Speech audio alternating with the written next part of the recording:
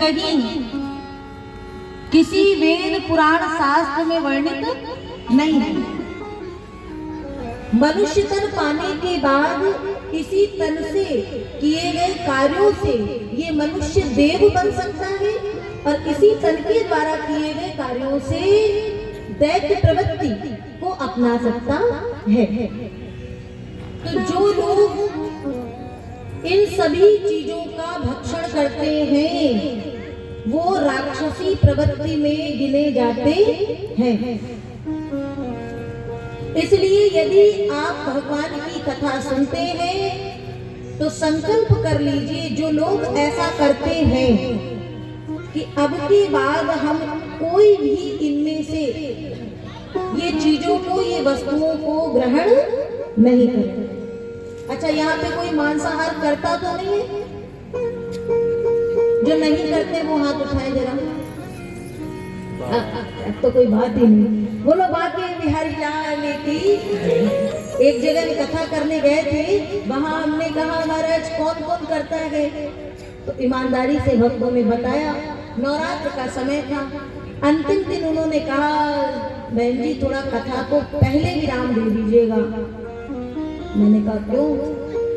तो पता चला कि सायंकालीन वो बलि देंगे। तो मैंने कहा बलि कहाँ दी जाएगी? बोले जहाँ कथा प्रांगण है उसी के मध्य में। मैंने कहा महाराज पहले बताते तो हम आपके यहाँ कथा करने नहीं आते।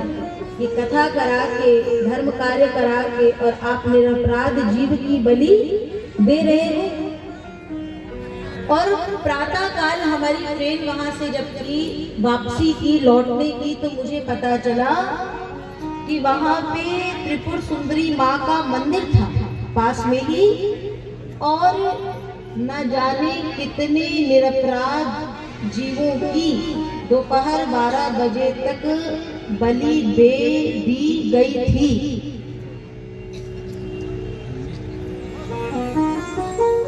मैं वहां कुछ क्षण भी रुकना मेरे लिए इतना कठिन हो रहा था कि कितनी जल्दी मैं यहाँ से निकली। ऐसे स्थानों पे कभी कमी रह गई, उनकी करुणा में कोई कमी नहीं, पात्रता में हमारी कमी रह गई। उनकी करुणा में कोई कमी नहीं, उनकी करुणा में कोई कमी नहीं, पात्रता में हमारी कमी रह गई, पात्रता में हमारी कमी रह गई। उनकी समता में कोई कमी ही नहीं, सौम्यता में हमारी कमी रह गई। उनकी समता में कोई कमी नहीं, सौम्यता में हमारी। बोलिए भक्त भगवान की।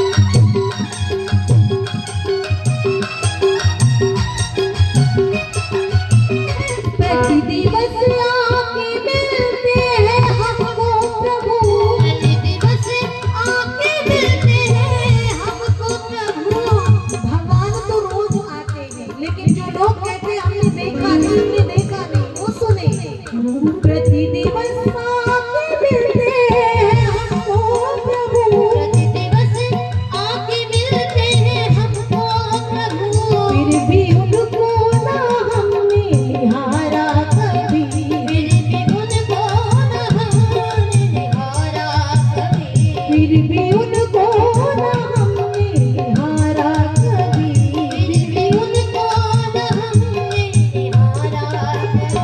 जैसे कि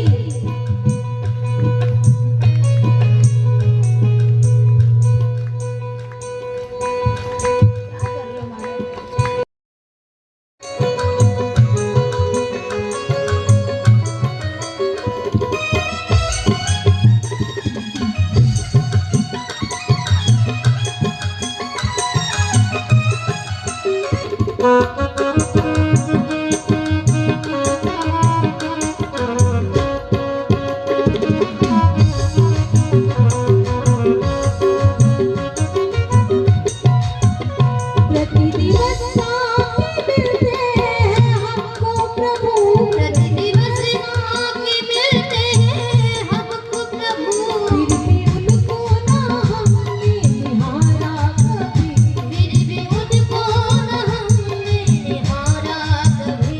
रब के उगने में कोई कमी नहीं, रब के उगने में कोई कमी नहीं, मित्रता में हमारे कमी रह ओ रब के उगने में कोई कमी नहीं, मित्रता में हमारी कमी रह गई।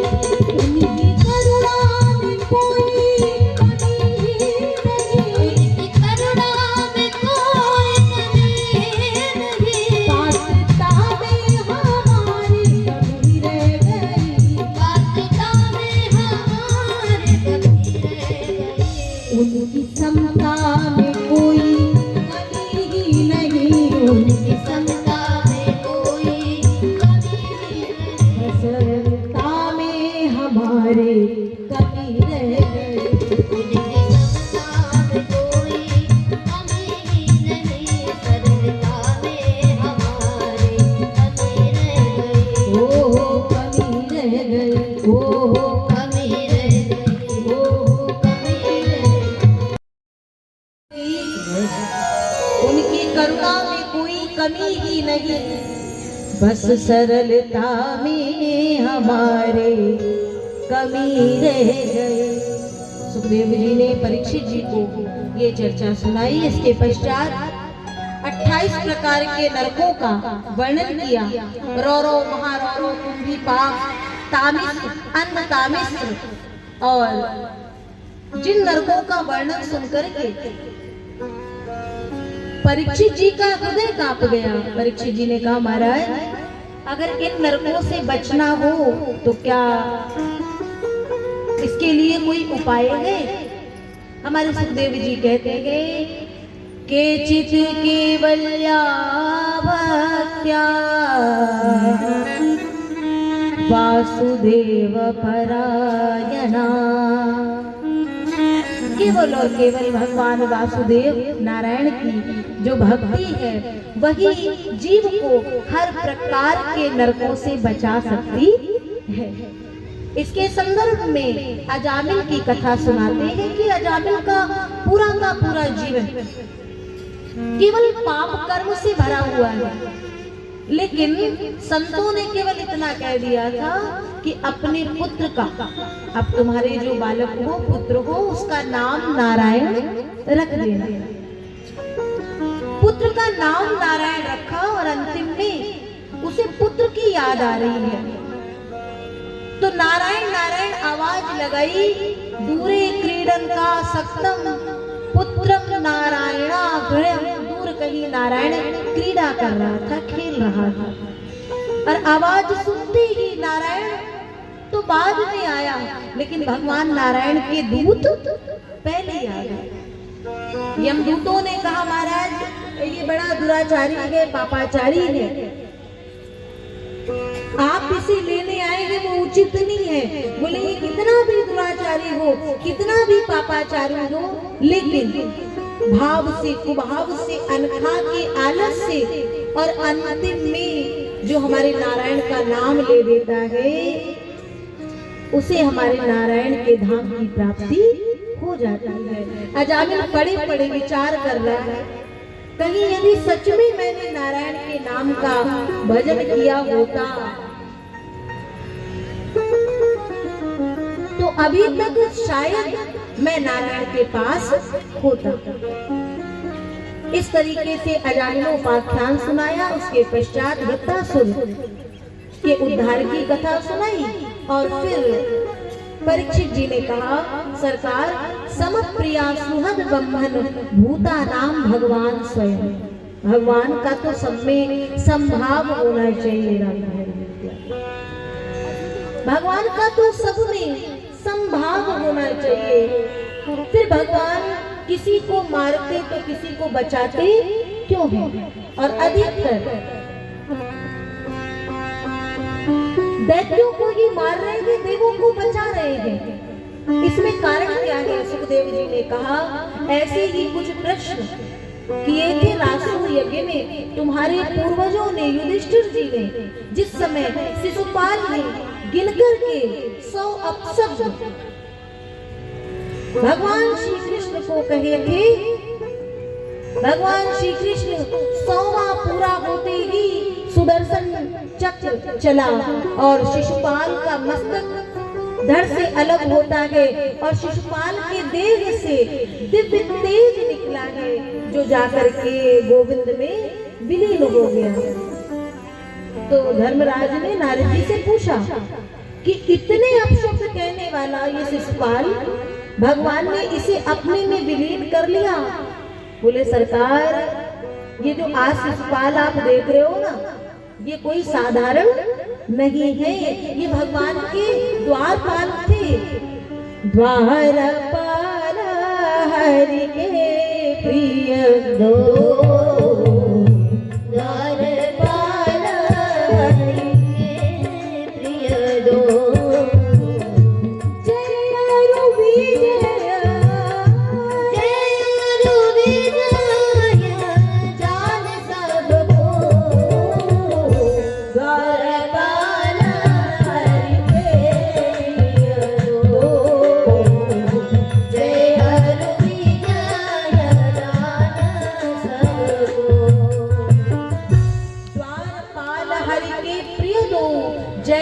विजय जान सब हो।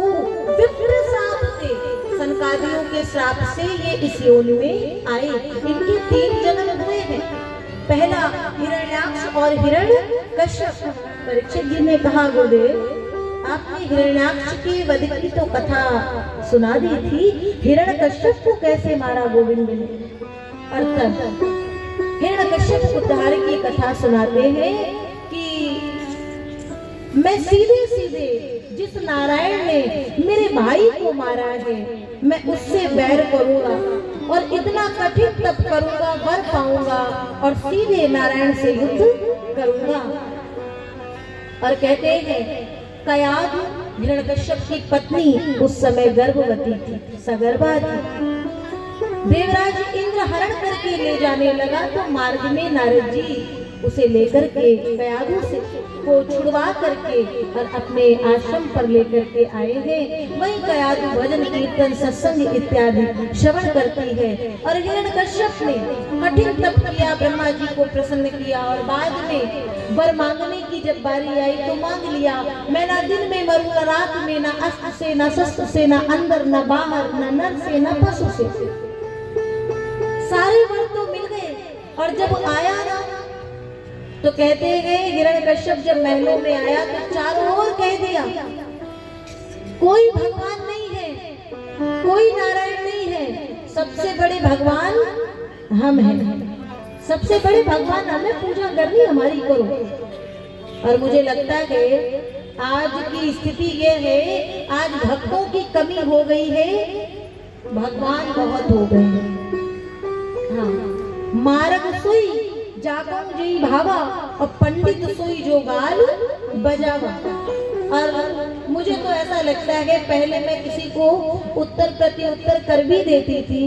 अगर कोई ज्यादा हमारे सामने टपर टपर करता था तो पहले उसको उत्तर दे देते थे। अब ऐसा लगता भाई तू ही ब्रह्म ज्ञानी, हम बिल्कुल मूढ़। और शास्त्र भी कहता है जब कोई ना समझे ना, कभी कभी देखना किसी से कोई काम ठीक ना हो रहा हो और उसको समझाओ तो वो कहेगा नहीं नहीं ये ठीक है, हम जो कह रहे हैं हम जितना कर रहे हैं उतना ठीक है। तो कह दो हाँ भैया जैसा तू कह रहा है वैसा ही ठीक है। वो एक कहानी में गुरुदेव से कहा ना, गुरुदेव ने शिष्य से तुम्हें सब कुछ समझ में आया, पूरी कथा समझ में आई? तो बोले हाँ गुरुजी हमें ना समझ में आया, ऐसा हो सकता है क्या? हमें ना समझ में आए ऐसा हो सकता है? बोले हाँ तुम तो ब्रह्मा जी के भी पिता ही होगे महाराज, तो तुम्हें ना समझ में आए ऐसा तो हो नहीं सकता है, लेकिन फिर भी अगर कहीं कोई कमी रह गई हो तो बता दो। बोले वैसा तो सब समझ में आया, लेकिन पूरी कथा के बीच में जो बार बार दो गधे आ रहे थे ना, वो कौन से आ रहे थे ये पता नहीं चल रहा था।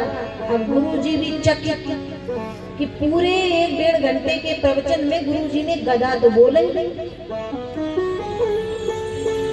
अब वो कह रहा गधे आ रहे थे, अब गुरुजी श्लोक बोल रहे थे, सर्वोपनिश्लोका वो दोग्धा गोपाल नंदना।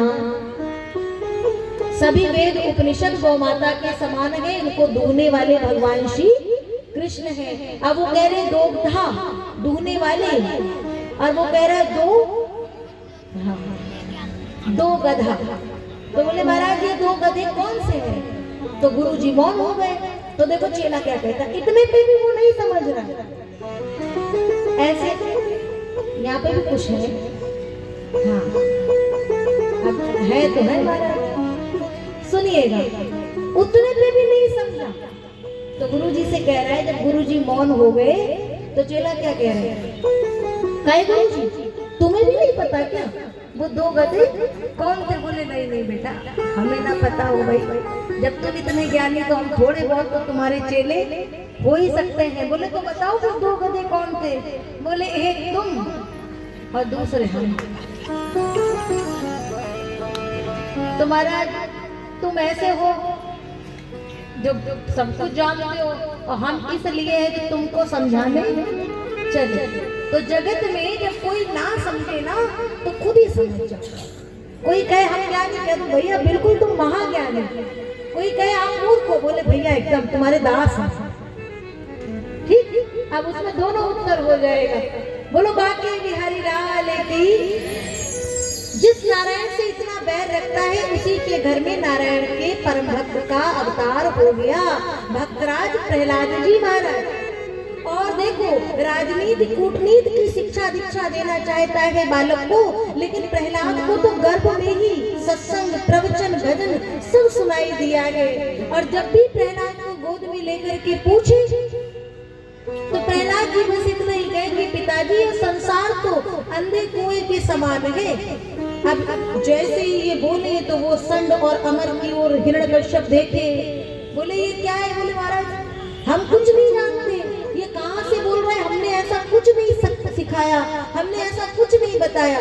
बोले इसके मुख से अगली बार कूटनीति सुनना चाहता हूँ।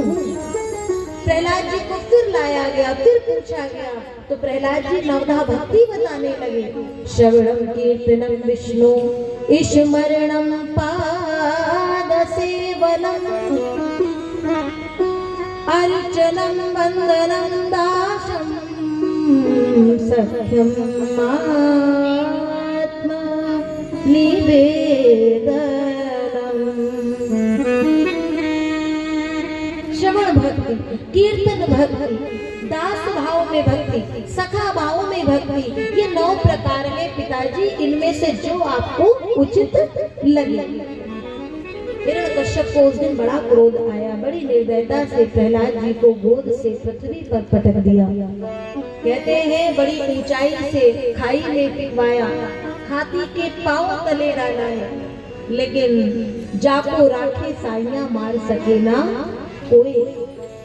फिर प्रहलाद जी जब बच गए और जब भेजा गया कूटनीति की शिक्षा के लिए तो दैत्य बालकों ने कहा कि प्रहलाद तुम क्यों नारायण के नाम का भजन करते हो जिसके कारण तुम्हारे पिता तुम्हें इतना कष्ट देते हैं। छोड़ दो ना भजन, छोड़ दो ना कीर्तन। बोले अगर वो नारायण का नाम ना होता तो आज हम आपके आगे जीवित ना होते। बोले ये ज्ञान इतना तुम्हारे भीतर आया कैसे? ये ज्ञान हमें समझ में नहीं आएगा, चलो ना कुछ क्रीड़ा करते हैं, कुछ खेल खेलते हैं। और आज प्रहलाद जी ने कहा जो खेल मैं खेलूं ना वो खेलो। और आज एक भक्त ने, छोटे से भक्त ने दैत्य बालकों के मुख से हरि नाम बुलवा दिया, हरि नाम गवा दिया। प्राण धन राधा वल्लभ प्यारो वृंदावन जुगला प्रेम धन प्रिय सखी जय। प्राण धन राधा वल्लभ। एक भक्त जब गाता है तो इतनी ध्वनि होती है, जब भक्तों के समूह ने गाया तो कितनी ध्वनि हुई होगी। बाहर से सैनिक बार बार आए, लेकिन जैसे ही पकड़े ना तो जिसको करंट लगा हो उसको पकड़ो तो क्या होगा? आप भी कांपने लगोगे, आप भी नृत्य करने लगोगे, तो सब गाने लगे प्राण धन राधा वल्लभ प्यारो वृंदावन। संड और मर्द ने सुना तो वो भी आए, प्रहलाद जी को पकड़ लिए तो वो भी नृत्य कर रहे हैं। ये भक्तों का समूह है। जहाँ कहते हैं गोविंद के भक्त एकत्रित हो जाए, विडंबना यही है जो भक्त है वो एकत्रित एकजुट नहीं हो पाते हैं। और अगर भक्त एकत्रित हो जाए तो जो दुष्ट समूह है ना उनकी हिम्मत नहीं है सरकार, जो वहां दूर दूर से फटक पाए, सामर्थ्य नहीं होगी।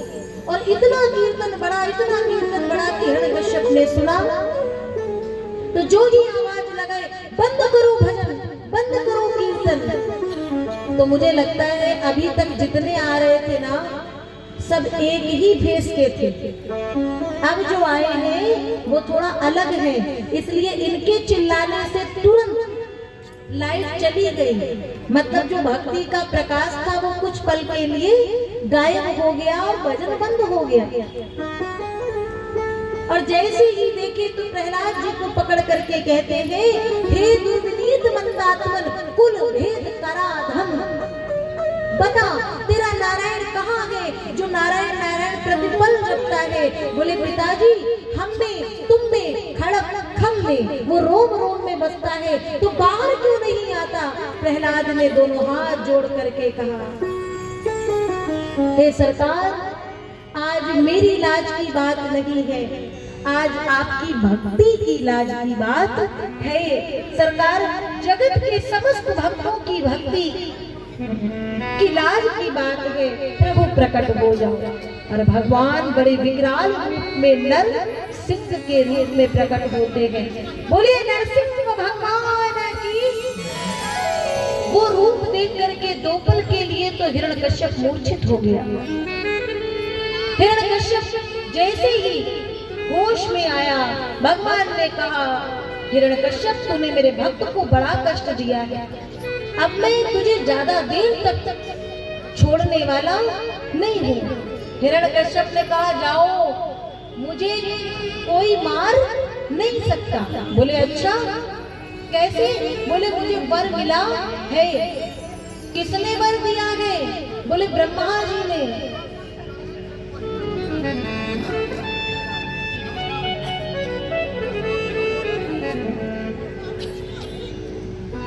बाकी बिहारी लाल की।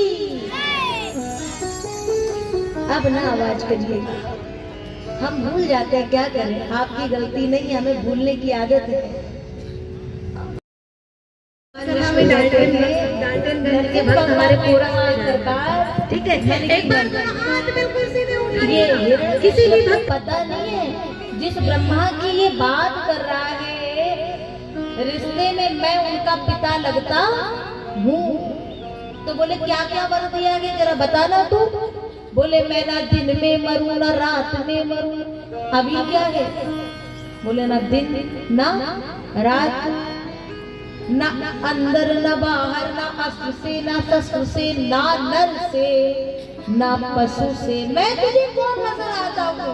तब हिरण्यकश्यप कांप गया और फिर कहते हैं भगवान ने बीच ड्योढ़ी पर बैठ करके उस हिरण्यकश्यप की छाती को अपने नखों से चीरते हुए 2 पल में उसका प्राणांत कर दिया।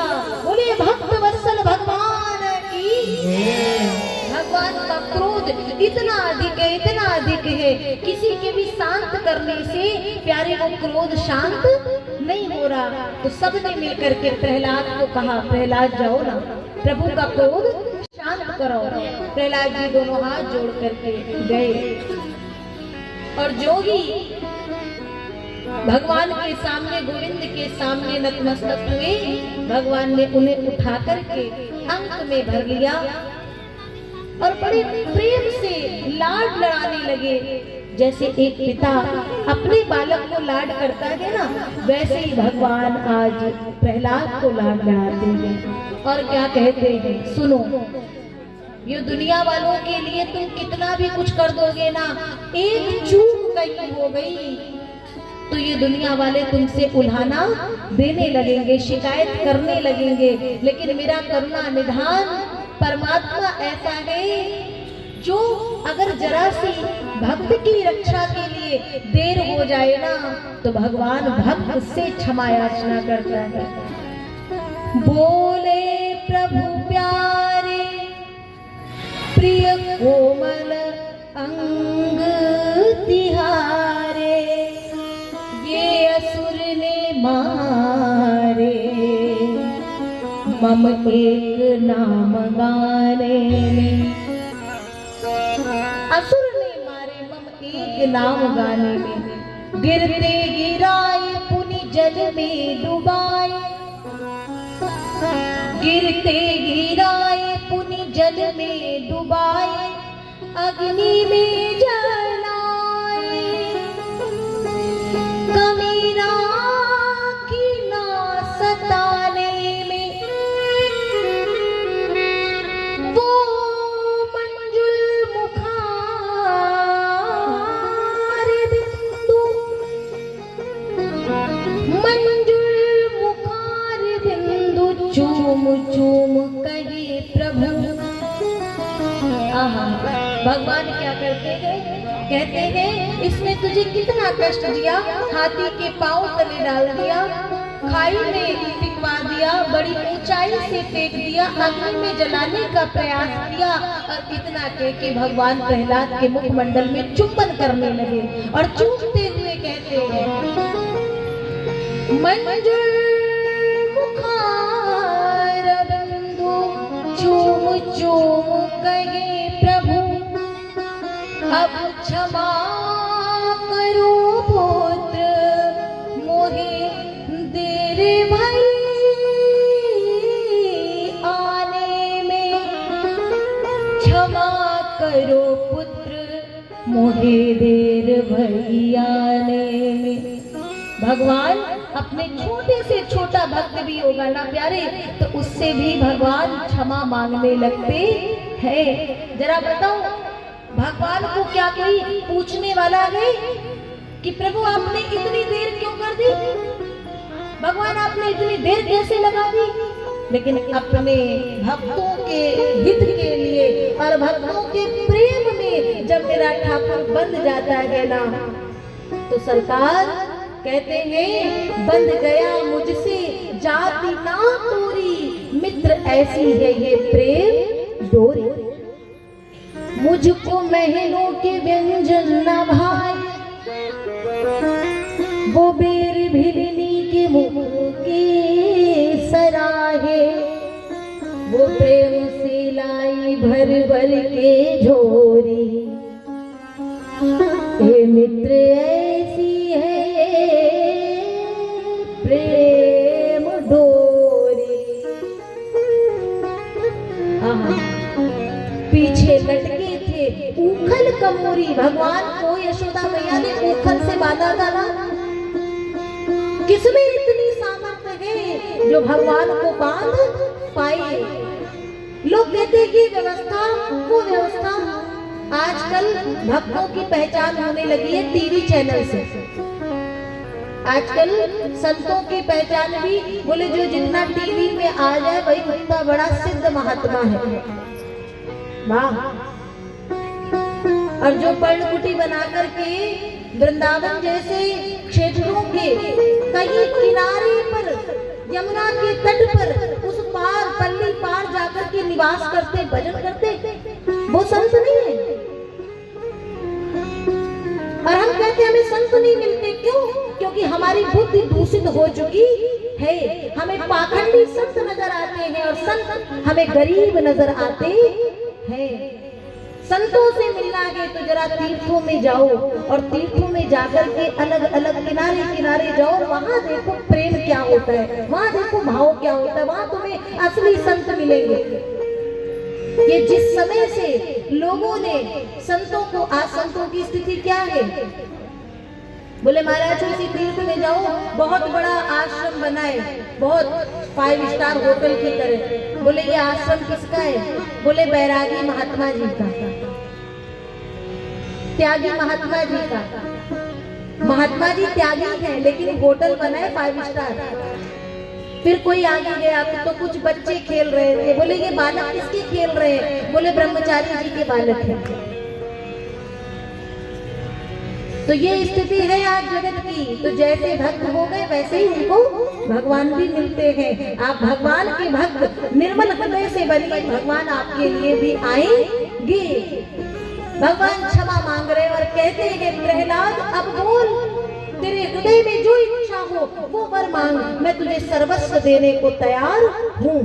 प्रहलाद जी ने कहा मुझे कुछ नहीं चाहिए, अगर देना चाहते हैं प्रभु तो अभी अभी जिन पिता को आपने मारा है ना, बस उन्हें ही भव से पार कर दो। भगवान ने कहा वाह रे प्रहलाद, ये मेरे भक्तों की निशानी है, ये मेरे भक्त है कि जिस हिरण्यकश्यप ने इतना कष्ट दिया, इतनी पीड़ा दी, उसके हित के लिए तू कह रहा है तो सुन। पहली बात, मैं जिसे मारता हूँ ना, मैं कभी उसे बीच मझधार में छोड़ता नहीं हूँ, मैं उसी पल उसका उद्धार कर देता हूँ, उसे भवसागर से पार कर देता हूँ। और दूसरी बात सुन प्रहलाद, जिस घर में, जिस कुल में, जिस वंश में तुझ जैसा भगवत भक्त, मेरा भक्त जन्म ले लेता है ना, उसके जन्म लेते साथ ही उस वंश की, उस कुल की 21 पीढ़ियां अपने आप तर जाती है। उनके तरण तारण के लिए कोई उपाय खोजने की आवश्यकता नहीं पड़ती है। कथा कहते कहते सुखदेव जी का हृदय भर आया, नेत्रों से झरझर आंसुओं की धार, और कहते परीक्षित, ऐसे करुणा निधान को छोड़ करके जो लोग इस जगत को भजते हैं वो समझ लो मणि को छोड़ करके और कांच के टुकड़ों को समेटने में लग जाते हैं। दुख में सुमिरन सब करे, सुख में करे ना कोई, और जो सुख में सुमिरन करे तो दुख काहे का होए। एक बहुत बड़ा पर्वत है जिसका नाम है त्रिकूट। आसीत गिरवरो राजन त्रिकूट इति विश्रुता।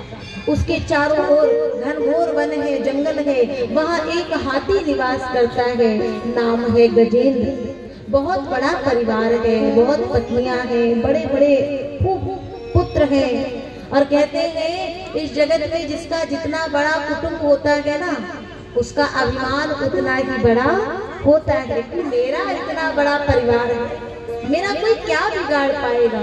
और मुझे लगता है वो गजेंद्र कोई और नहीं, हम आप सब हैं प्यारे। हमारे पास जब बल आता है ना तो हम बहुत सिर उठा के चलते हैं, झुकना भूल जाते हैं, नेत्रों को झुकाकर के कभी हम नीचे देखते ही नहीं हैं। और तब एक दिन वो गजेंद्र सरोवर में जल क्रीड़ा करने के लिए जोगी चला। तट पर पत्नियां हैं, पुत्र है, क्रीड़ा कर रहा है कि भीतर एक ग्राह ने उसके पांव को पकड़ लिया। गजेंद्र को लगा कि मैं इतना बड़ा हाथी कोई छोटा मोटा जीव होगा अभी छोड़ देगा, लेकिन जैसे ये क्रीड़ा करता जा रहा है और भीतर वो पांव को खींचता जा रहा है, रक्त की रुधिर की धार बही। दर्द से कराह करके गजेंद्र ने आवाज लगाई, पुत्रों ने लाख प्रयास किया लेकिन सब असफल हो गए। एक एक करके तट से जाने लगे। पत्नियों से कहा, पत्नियां भी असफल हुई और जब चारों ओर दूर दूर तक कोई नजर नहीं आता है, तब याद आती है भगवान की।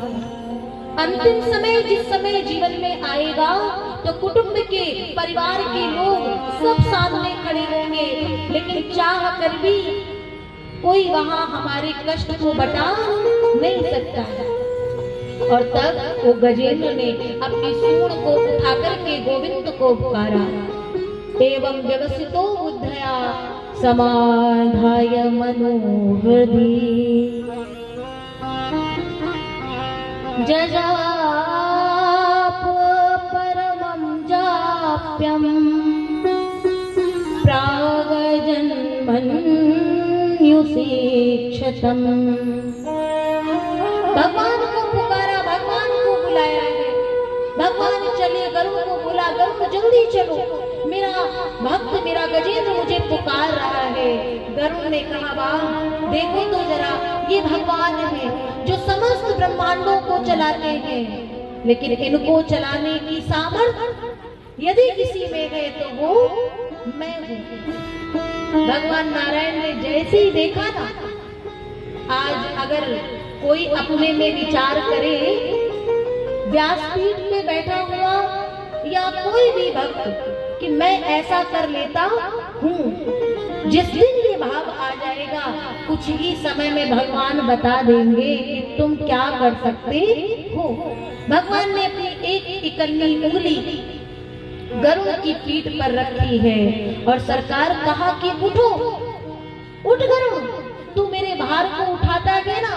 गरुड़ के पंख फड़फड़ा गए, लेकिन नारायण की एक उंगली के भार को वो उठा नहीं पाया। इसलिए ध्यान रखना, इस संसार में हम जो कर रहे हैं, ये कथा इस वाणी से गाई जा रही है, तो वो भी तभी गाई जा रही है जब उसकी इच्छा है। आप यहाँ बैठे हैं कथा में, तभी बैठे हैं, तभी सुन पा रहे हैं जो उसकी इच्छा है। उसकी इच्छा के बगैर हम एक कदम तक से मस होने वाले नहीं है। और भगवान को आने में, चलने में थोड़ी देर लग रही थी, तो भगवान ने सीधे अपना सुदर्शन पहले भेज दिया। सुदर्शन ने आकर के और ग्राह का संहार किया है, और फिर भगवान आते हैं। गजेंद्र वही सरोवर से कमल का पुष्प निकाल करके और गोविंद के चरणों में अर्पित करता है और सरकार का बार बार धन्यवाद करता है। देखो तो जरा, सुखदेव जी कहते हैं, परीक्षित एक बात बताओ, भगवान ने आज उद्धार पहले किसका किया? थोड़ा जोर से बोलिएगा। ग्राहक का। अच्छा, क्यों किया? बुलाया गजेंद्र ने और उद्धार कर दिया ग्राहक का। कारण क्या है? आजकल के भक्त होते तो भगवान से युद्ध करने लगते। हमने बुलाया आपको, पहले हमारा उद्धार करो। हाँ? लेकिन संतों ने कहा, देखो भगवान के पास पहुंचने के लिए किसी ना किसी भक्त को पकड़ना पड़ेगा, किसी ना किसी गुरु, किसी ना किसी संत की शरण लेनी पड़ेगी, चरण पकड़ने पड़ेंगे। और जो संत के, गुरु के चरण एक बार पकड़ लेता है ना, उन संत से पहले उनका उद्धार भगवान पहले ही कर लेते हैं। इसलिए मिलकर के गाते हुए चले अपने बिहारी जी से। आज कहें कि बिहारी जी, आज आपका जन्मोत्सव है, आने में ज्यादा देर मत लगाना, और ये पर्दा बिल्कुल आज हटा दो और अपनी वो सावली सूरत, मधुर मूरत शीघ्र दिखा दो। आइए मिलकर के गाते हुए चले। और मैं निवेदन कर दूं, हमारे जो कैमरे वाले भैया आए, तो भैया वो एक ही निवेदन है कि अपनी चरण पादुका आप उतार के आए। हाँ, चरण पादुका उतार के आए, मुझे पता था और मैं 3 दिन से देख रही हूँ। ध्यान रखेंगे आगे से इस मंडप पे कोई चरण पादुका इधर नहीं रहेंगे। हाँ, बाकी हमने कह दिया, उसके लिए हमें क्षमा कर दिएगा। बोलो बाकी बिहारी लाल की। सस्ता और समुचित इलाज के लिए गरीबों का रहनुमा मात्र एक हॉस्पिटल, मैया बाबू हॉस्पिटल।